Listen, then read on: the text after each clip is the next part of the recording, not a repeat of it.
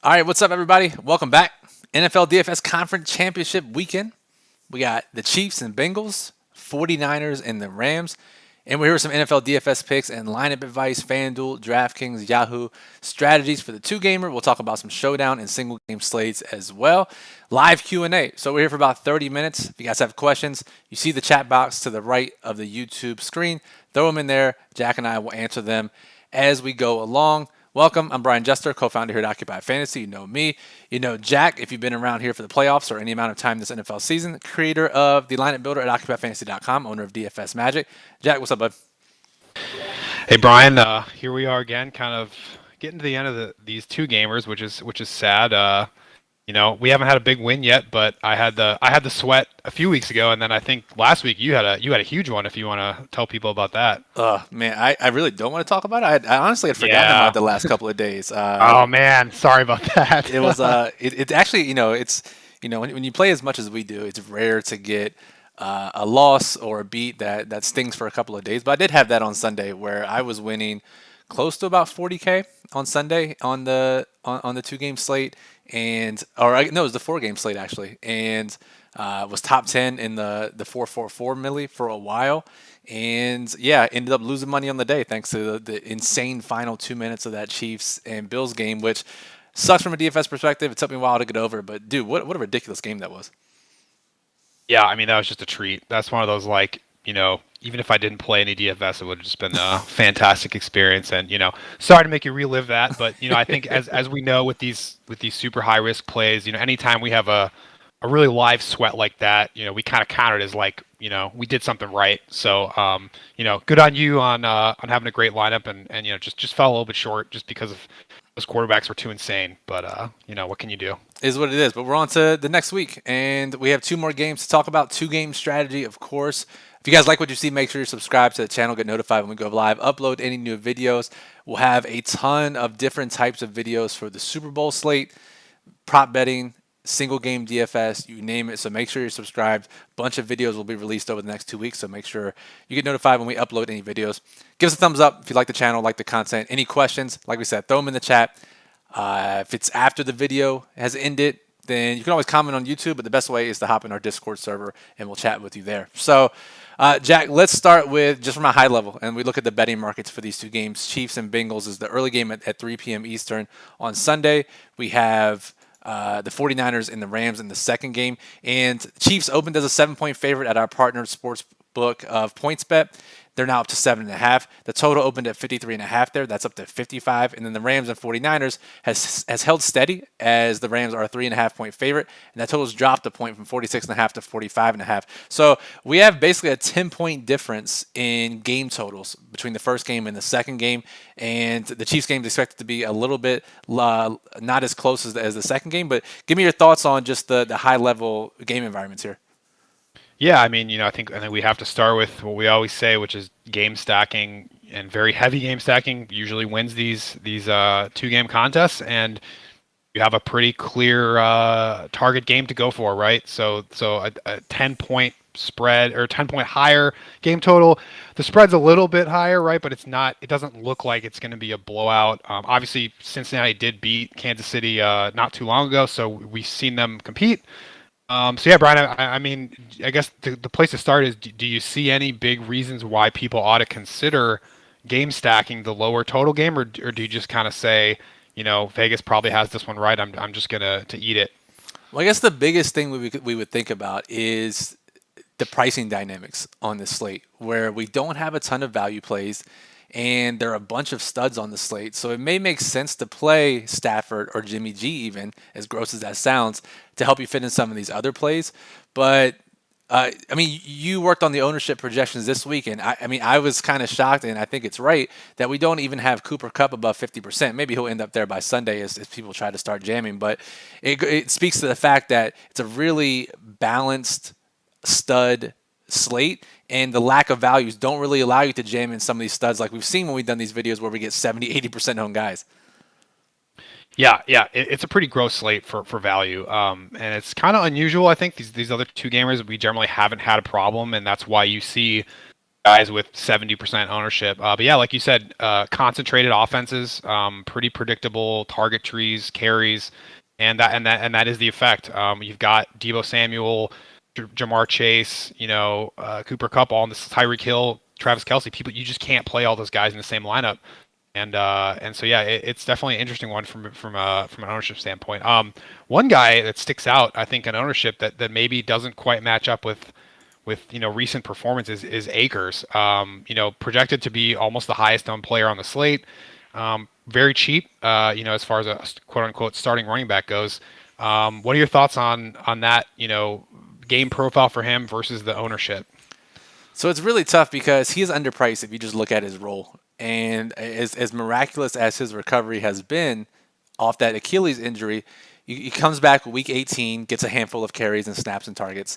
And then week 1 of the playoffs, he gets a lot of work. And then he just absolutely dominates last week. And Sony Michel was completely limited. So the question is, how does he fail as the most popular player probably on the entire slate? And there are two answers, I think. One is somehow San Francisco just shuts down the running game, which I think you're a little more of a believer of than the field is. And the other thing that we have to think about, while I don't think it's actually going to happen, but it's definitely a non-zero chance that we get Sonny Michel or even Darrell Henderson, who's back, gets more work than anticipated, or at least the last couple of weeks, because Akers did have 2 crucial fumbles in that near loss to Tampa Bay last week, which could impact his playing time. And again, Jack, probably not going to happen, but 2-game slate, we're looking for angles. That could certainly be a thing. Yeah, you mentioned it. I get in trouble with these spots sometimes, but I think it's a tough slate to get different, right? Because there's not a lot of, you're not going to probably win with some 5% owned players because those guys are just not going to get the ball in these games, and you have to look for ways to get different. And to me, it just sticks out as an elite run defense against a guy that has been very inefficient with his touches, even though he's gotten a lot, and he's put the ball on the ground, and he's the highest owned player.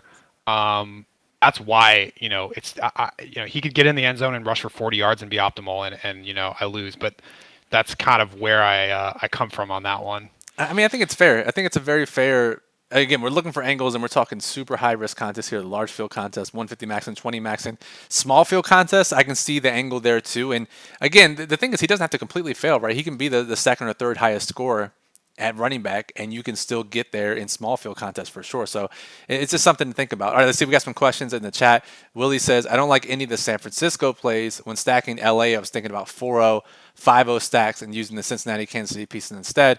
Yeah, that's certainly possible. But Jack, 3.5 point spread. Very rarely do we see 4-0, 5-0 stacks hit. Even when Buffalo blew out New England in the opening round of the playoffs, we still got Kendrick Bourne. We still got even Jacoby Myers in small field contest was getting there. You pretty much have to run someone back. And we get Eli Mitchell, Deebo Samuel, and some of these ancillary pieces that are going to get work. So I don't know what you think. Yeah, if you just kind of think about Willie, like how does a 5-0 stack get there? It means that offense has to have a huge output, right? So that either means the more likely reason is that the other team is scoring and forcing LA to push the pace, or is LA a team that just kind of like Buffalo, where like no matter the score, they're just out there running plays quickly, throwing a lot.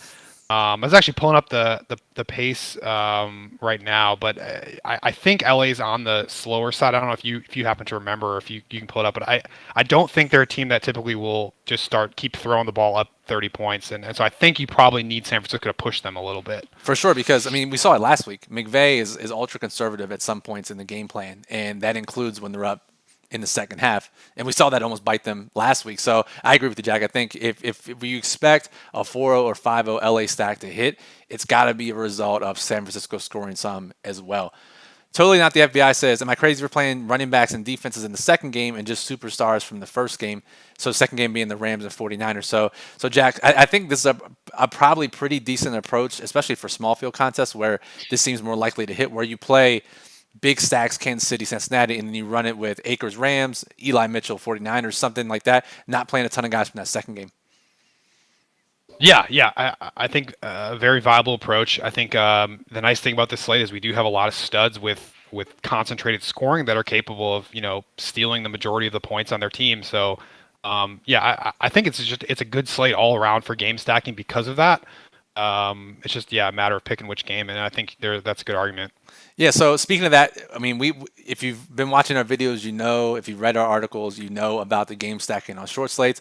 But Jack, just a quick refresher, I do have our lineup strategies here from the Daily Plug at OccupyFantasy.com up on screen, just a high-level overview of how to stack games on smaller slates. And are you going to be playing four-man plus stacks in each of your lineups? And how many are you looking to run back with generally in each of your lineups? Yeah, it's interesting. Actually, I don't remember what won DraftKings. It probably was similar, but FanDuel was pretty unusual last week. It was a 4-by-1 with four Chiefs, and the only run back was Gabe Davis, right? Because he's got all four touchdowns. Yeah. So it's just a reminder that 4-by-1 is in play, and you don't necessarily need a blowout to have a 4-by-1 be optimal. So I think the four by stack is the way to go. I do think you can potentially include running backs and defenses in there. I think you want at least one pass catcher, probably two. And as far as running backs, I think one or two, maybe even three.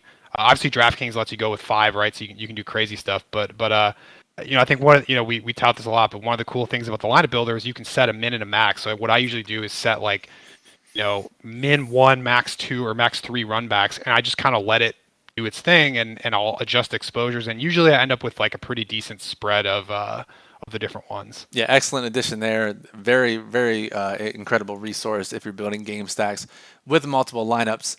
And all right, let's talk about some showdown really quickly. Earl in the chat is asking, can I achieve a 4-by-1 in showdown? So yeah, if you're playing FanDuel or DraftKings, how you normally think about it is, am I building a balanced build? Is that, on FanDuel, three guys from one team, two from the other?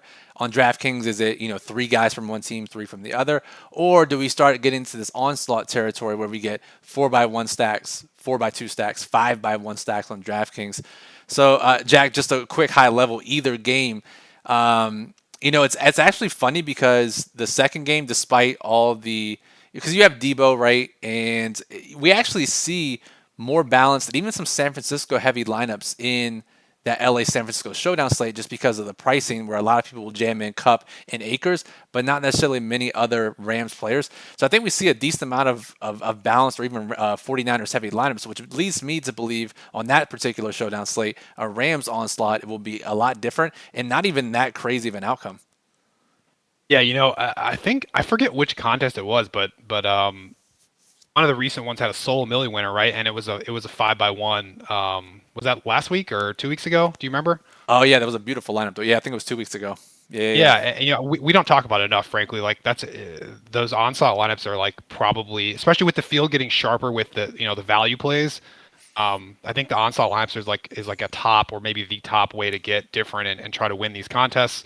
And yeah, I think you made a good point. People kind of fall into the value, and because it's Cooper Kupp, you got to play him, and then Akers is affordable for his role. Short of that, people kind of look at 49ers guys, and if you think about how the game is going to flow, it's very, it's feasible that the Rams could have an onslaught victory, or it just you need like one San Francisco guy to steal all the points, right? Elijah Mitchell, Deebo Samuel could certainly do that. So yeah, I think that's a great move. For sure. All right. Willie says Uzama's price seems super low. Most of the building I'm doing, I continue to end up playing two tight ends. What are your thoughts on two tight ends this week, Jack? Yeah, who do we got? We got Kittle, Uzama, Kelsey. Am I missing? Higbee. Yeah, I think it's fine. I think, like we said, value is pretty gross on the slate. The tight ends are cheap. They're all pretty involved. They all play a lot of snaps. I'm fine with it this week. What about you? As gross as it has been, I've been playing a lot of two tight end lineups, even in my small field contest. It just really, especially when we're pressed for value like we are this week, like in that, and totally not the FBI in the chat is saying he's ended up with Tyler Boyd, Van Jefferson in a lot of his lineups, Byron Pringle's in that range as well. It's just not a ton of great options in that range, and by actually playing two tight ends, you kind of are able to just overlook that range completely and not have to play anyone from it. So it's a little way to unlock some of the value on the slate by playing whether it's Higbee or Uzama either together or with Kelsey or Kittle. So I do like the idea. Let's see. So I know you haven't built yet. You were floating the idea before we started recording that you might play 100% Burrow this week. But if you didn't, what are you thinking about that second game as far as Stafford and Jimmy G exposure in tournaments? Yeah, well, I'll let you share yours. I think you said you have a mind to maybe play them. My thought is, well, Stafford is probably almost the harder one for me to play. I just feel like he hasn't done well against that defense, and he's because of the price. He like we haven't projected almost as highly owned as Burrow. And just given the game environment, the total and that he's favored, I just don't. It just doesn't like if you think about it this way: if Burrow and Stafford are the same ownership, is Burrow more likely to outscore Stafford? Yes, I think he's significantly more likely, but they have the same ownership. So that's kind of where I come from. But I think you're more on the line of playing all the guys. So I'll let you talk about why you might do that. Yeah, so I guess really quickly, just before I get into mine, how often when you're playing these short slates, recently this year, maybe last year too, are you going all in on one, maybe two quarterbacks versus spreading it out among all four or all six quarterbacks? Almost every time. The one I almost won, whatever, a few weeks ago, I ran two. I usually just pick a game. I pick one game and play both. Which so almost every time, and unfortunately, if you get it wrong, you win almost zero, right? But Right. especially in these huge contests, I'm trying to beat like 200,000 people, so it's just a spot where you can create a ton of leverage because quarterback just sort of naturally becomes the ownership is just very flat. It just kind of always is for some reason. For sure, absolutely, and I mean, and for me, it's you get different types of lineups, and the fact that Jimmy G on a 2 game slate, we have 4 quarterbacks to pick from, and he's going to be probably 10% or less. To me, that's appealing just because it provides a different lineup build and allows you to fit in one more stud than it would. However, you look at his playoff performances, and he scored a combined 10 DraftKings points through 2 weeks, and that makes it really difficult to click his name. I understand, which is why his ownership is going to be where it is. So for me, it's just about getting ownership and getting different lineup constructions in different spots, as opposed to game stacking and playing lower owned players. It just allows me to get different types of lineups, and I think there's merit to both ways of playing it. However, I would lean towards your way of probably being the most optimal way for if you're playing 20 or 150 lineups. Yeah, I mean, short of max entering, I think you don't need to play him. But I agree with you. I mean, his price point is so cheap. We have seen short game slates where just none of the quarterbacks have a ceiling performance, and then weird stuff wins, and that's generally what wins is like that super cheap quarterback. I mean, again, I saw Colt McCoy win like a 4 game slate that had like Stafford, Russell Wilson, like Patrick Mahomes. Like it was just ridiculous. So it definitely can happen. Again, I think Stafford is just a tougher one to me because he's a lot higher owned, and he's not. You don't get a salary discount to Burrow. That's a really good point. So I think if Stafford, they won, yeah, for sure, that makes sense to me. so Stafford's probably gonna throw for like 400 yards and run for a touchdown again. He's been getting a lot of quarterback sneaks around the goal line, so I know, really man. boosting his value. So I thought his back was hurt. What is he doing? nah, man, hold your breath anytime they get in the red zone now. All right, so there's a situation I want to talk about. We haven't touched on it yet, but it's the Kansas City backfield where it looks like Darrell Williams might return. They were managing his load in practice, so that adds a different element to the mix as well.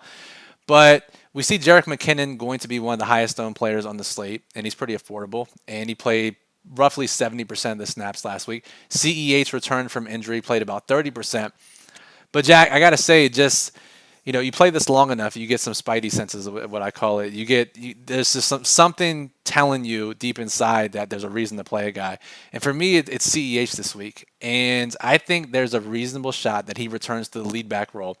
One, there's the ownership dynamic. He's probably going to be sub 20% versus McKinnon being above 40%, or at least above 30%, which is something that's massively valuable on a short slate. Two, he does get another week back, and if you look, I don't grind film myself, but obviously respect a lot of people that do, and a lot of the people that watched the film last week came away with the same conclusion that CEH is much better suited running the ball in this offense than McKinnon is. McKinnon offers the speed element and a little bit in the receiving game. But three, the biggest thing for me, this is where it helps to watch the game sometimes. When they were driving one of those crazy drives late, McKinnon made 1 or 2 consecutive errors, and they immediately subbed in CEH, which is something they hadn't done earlier in the game. It was if that was your drive, that was your drive. CEH got that. CEH started the overtime drive. So to me, I think there's a realistic chance that CEH starts and handles most of the workload in this game. And again, that's a leap of faith to make. But if you're going to get that ownership discount, I think you have to do it in tournaments. Yeah, I love it, man. I love it. Another way to think about it, right, is if you is Jerick McKinnon is gonna be double the ownership of CEH. Is he two times more likely to outscore CEH given all the things you just said? No, absolutely not. Right? It's probably closer to even money. And at that point, that's why you take the ownership discount and the price discount. And yeah, I actually didn't pick up on those errors. That's a great point. Kind of similar point you made with Akers and the fumbles, right? Is we don't really know what the coach will do, but the field seems to think that it absolutely doesn't matter, and it very likely could. Yeah, exactly. And the only reason I was paying so close attention to it is because I needed McKinnon in my 4-4-4 lineup, and I was watching Oh every single man. move he made, and he made the back-to-back errors, and I was like, oh my God, dude, stay in the game, please. And they took him out, and I was like, wow, that's okay. So that was a clear benching because he had been running with the ones for most of the game. So, and CH got some of the red zone work too. I would not be shocked if that flips this week. And the final one there is, with the point spread, Casey's probably likely to be winning for a period of time, and certainly I don't think anyone would argue that CEH is the between the tackles. If they're going to have a closer or a guy to play 4-minute offense, it's him, right? It's not McKinnon. Totally agree. Totally agree. And a lot of people were talking about that in the chat, and they agree. So glad everyone does agree with that. So last week, Gabe Davis goes off for 55 points at sub 20% ownership. Just absolute key to winning anything last week. Jack, do you see anybody? Obviously, that's not going to score 55 points this week. But any guy that's below 20% that has a chance, or I guess, who are your favorite plays below 20% that you think have a chance to crack the optimal? Well, you just talked me into one. CEH. I mean, I was going to play him for sure, but you're giving me reasons to be crazy with him. There we go. Just kind of looking. I mean, Van Jefferson. I read. I like reading Pro Football Focus fantasy stuff because it feels like they don't have a large reader odd. Like most people don't go there for fantasy advice, but they make some good points because obviously they watch all the film and they said Van Jefferson. Doesn't get a lot of targets, but he gets very high value targets. He tends to get deep shots and red zone. He's super cheap. Value's gross in the slate. I think pretty confidently he'll definitely under 20% FanDuel. I don't remember we have DraftKings. Maybe he creeps to 20, but certainly far less owned than Beckham and Cup. He's a guy that easily, if he steals a long touchdown, he could even maybe not outscore Cup, but certainly points per dollar wise I think he could find the optimal. He was the next guy on my list too, Jack, and we have him ranked actually 4th or 5th in the model this week, which seems high, but you got to remember the model is built for high risk contests, and it factors in ownership and points per dollar type values like that. And Jefferson actually played more snaps and ran more routes than Beckham last week, and obviously Beckham's getting more targets. But on a 2-game slate, when you can get a guy below 20% on one of the favorite offenses that's going to play or run a route on nearly 90% of the quarterback's dropbacks, that's a play that you have to make, and the field is definitely undervaluing his role just based on his recent production. Grant, he's not like an underperforming wide receiver like Gabe Davis was last week, but he's going to be on the field 90% of the snaps or 90% of the passing plays. So, I got to agree with you there. He did come in, Jack, with a knee injury, but it sounds like he's going to play, so I think he's good to go. Take the ownership down even more. Field hates playing injured players, especially in the later game, right? I mean, he's probably not going to be game time decision or anything, but we do generally see with late games and iffy injury players that the field avoids it. And like you said, 2-game slate, you have to take it. The other interesting thing with him, very similar price to Akers, right? So you can almost imagine it as like a 1-for-1 pivot if you are on the fade Akers train like I am. That's a guy that could easily get there at the same price point from the same team. Right, absolutely. I mean, that's a really good point as well. So, all right, guys, we got 5 minutes here. We're out of here at 2:30. Any final questions, get them into the chat, and we'll happily answer them here for you. It looks like my video is frozen for some reason, so we'll get that figured out here in a second. But, Jack, any final thoughts before we get out of here? Yeah, we talked about this. I don't know if we talked about it the last time, but it's probably worth a minute for people. Defense is on a 2-game slate. What are you doing with this one, and what do you think? I guess the general, like in general, and then for this one, do you see anything different? Dude, I don't know. It doesn't look that bad to me. So my video is completely gone now, guys. I will try to be back in a second, but I'm still here. So, I think that the field is just going to play favorite defenses for the most part. I was actually a little bit surprised at the 49ers ownership last week as the cheapest defense. So I wouldn't be surprised to see the cheapest defense here, especially Jack on a slate where we don't have a ton of value, actually get more ownership than we expect based on the spread and the game total. So who's the cheapest defense? It's the Bengals this week, right? It is. Yep. Bengals and Kansas City are both the cheapest, and then we have San Francisco, LA. Both at least on FanDuel, San Francisco and LA are both pretty high. Let me check DraftKings here. Interesting. But yeah, I mean, where I was going is, in general, I think hang down is okay. Crazy stuff can happen. I would tend to just sort of even it out. On this slate in particular, like we said, value is gross. So if you're going to pay down somewhere, defense is a reasonable place to do it. Yeah, so actually DraftKings is different. 49ers are under the Chiefs on DraftKings. FanDuel, Rams and 49ers are both quite a bit higher. So there's probably some difference there. But, even and specifically with the Bengals and the Chiefs, I mean, we saw Burrow take 9 sacks, and he was still the optimal quarterback, right? Well, until the very end of that. But the point is, he could easily get there playing against the Chiefs defense, and probably most of the quarterbacks in this game could theoretically get there playing against the defense, especially with the gross value. So I would just say kind of flatten it out and don't worry about it too much. Yeah, I agree. Especially when the Chiefs and the Bengals defenses are so cheap. Like they could be very easily be optimal with the opposing quarterback on a 2-game slate. And again, it's not something that makes sense when you're hand building, but it is something to keep in mind if that's your final spot and you're like, well, I don't want to play the defense against my quarterback. We've seen that win small field, and we've definitely seen it win large field recently. So, don't be opposed to it. All right, final questions here. Let's see. It's building 10 to 12 lineups, mostly single entry, maybe a few 3-max. Do you think 3 quarterbacks 4 times, or just pick one game and split those? I think, Jack, I even agree with you here. 10 to 12 lineups, I would just take one game, split the quarterbacks, and pray that's the highest scoring game. Yeah, agree. You want to give yourself some flexibility with multiple runs at those quarterbacks. So yeah, I'm with that for sure. Any preference on Elijah Mitchell or Joe Mixon if you had to choose one? Granted, they're different price points, but Jack, any thoughts on those backfields? Oh, we actually haven't talked about them. So Mixon's he's 1K pricier on DraftKings. I think he might be priced up quite a bit on FanDuel. He's like 8K. Yeah. I probably lean Mixon for the receiving role and just the total more likely to get in the end zone. I mean, I'm gonna play Mitchell, but I don't feel a screaming need to get way over the field on him. If I was doing one entry or something, I'd probably lean Mixon. You? Yeah, I agree. I think I agree for sure. And then there's a question about Mixon on FanDuel from Sankey here. It says, if you play Mixon, do you see Boyd and or Uzama getting there without Chase or Higgins? Mixon's the most expensive of the group. And I think that kind of makes sense, actually. Whereas if Mixon's going to be in the optimal lineup at that price on FanDuel, it's a little more difficult to play either Chase or Higgins, especially without Burrow. Whereas, Boyd or Uzama can get there on a couple catches, maybe a short touchdown, and sneak into the optimal with Mixon, where it's a lot tougher. It's a lot tougher than if Mixon plus one of those top receivers get in. Yeah, I definitely agree with Chase. Higgins is pretty cheap. He's only 6,400, whereas Boyd is 5,800. But Chase is 8K. So yeah. I honestly I don't mind that as a rule. When you're not playing Burrow, max one of Chase and Mixon. That seems like probably the only way that they're both optimal is get some crazy game. And yeah, I don't know. I agree with that in general though. It's funny because every time we say the only way this happens is, and then it immediately happens. Make a rule, min 2 all lineups. Yeah.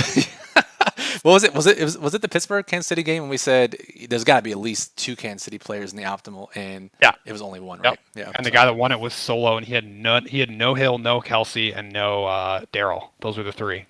Yep. So just take that advice and do the opposite for sure. So, all right, guys, 1 minute left here for the live stream. Again, we'll be in Discord all weekend. Games don't start until 3 p.m. Eastern. Make sure you subscribe to the channel. Tons of Super Bowl content coming over the coming weeks. My new podcast is coming out on Monday. We'll post the audio versions here on YouTube every Monday as well, so make sure you're subscribed. The episode with Colin Drew will be released on Monday. Give us a thumbs up if you like the NFL content and want to see more. If you have any questions, you can always comment on the video. But again, hop in our Discord server. That is the best way to chat with any of us and chat with other members of the OccupyFantasy.com community. Jack, I don't know if you saw our tweet, but one of our members, .bets, made a ridiculous 5-team who will score the first basket prop parlay in NBA last night, turned $5 into $124,000. I did not. Holy crap. Yeah. That's amazing. $5 into 124K. Bets. Normally in our live chats here, I don't see him here. He's probably still passed out from drinking last night. Congrats to him. Something. I got one more to wrap up on. We talked about it before we went live. Okay. Thoughts on really just the one team. Thoughts on McKinnon and CEH in the same lineup, either in a game stack or not? Interesting. I think they can get there at what, roughly 5K each on DraftKings. What are they on FanDuel? About the same, 6,257, so very very cheap. Yeah, as expensive or cheaper than Acres, which is the other cheap one. I think you have to play them not with Mahomes. I don't Yeah, think that would make a ton of sense. But I yeah, do see them getting there together, and probably with the Chiefs defense, because it's a run heavy, running back centric game plan that normally benefits the defense. So I think they can get there, and I think that might be the only backfield where I would let that happen. I'm trying to think here. Yeah, I think that makes the most sense. And again, that's the way to get different with McKinnon too, right? I mean, obviously playing a sub 20% CEH helps, but playing them together, no one's really going to do that. So I do like that idea. yeah. I'm definitely going to let it happen. I agree, not with Mahomes, but I could certainly even see a Burrow game stack getting there with something weird like that. Just CH steals touchdowns, and McKinnon is optimal at his price, and Kelsey and Hill kind of spread it out, or maybe Debo and Cup go off, so you can't afford Hill and Kelsey. So yeah, that one kind of interests me. I like that idea. I will not make any rules against it. I think it's a good idea. So, all right, guys, that'll do it for this video. Appreciate you listening. As always, again, we're in Discord throughout the week. In the daily plug, which you see on screen here at occupyfantasy.com. Top plays, lineup strategies for 2-game and showdown. Make sure you go check it out. Occupy models up and running with player rankings and projected ownership. And Jack's lineup builder at Occupy Fantasy from DFS Magic is always up. Helps you build up to 150 lineups for any slate quickly, easily, and efficiently. So for Jack at DFS_Magic_, I'm Brian at Brian Jester FF. Appreciate you all listening, and good luck this weekend.